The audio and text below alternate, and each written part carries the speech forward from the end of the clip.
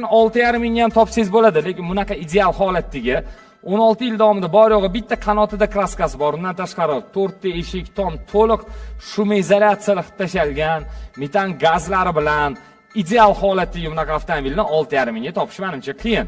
Endi 6,5 mingga hozir Spark ham bermaydi. 2019-yil nima deydi, Spark losi bo'lsa kerak. 2018-17-yil Spark olinadi. O'rtacharoq holatdagi. Lekin bu holatdagi Epica uchun menimcha 6,5 ming sal qimmatroq.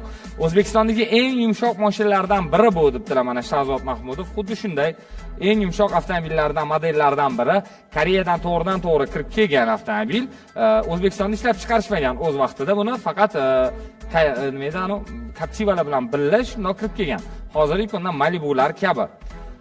Epica zalni yo'llarga zo'r olish kerak. Epica zalni yo'llarga, dальний yo'llarga demoqchi bo'lsalar kerak. Demak, uzoq yo'llar uchun juda ham zo'r. Avtomobil nafaqat uzoq yo'llar, balki shahar ichida ham harakatlanishga juda ham qulay. Qo'ng'iroq qiling 77 354 0990. Biz avtomobil narxini e'lon qilamiz.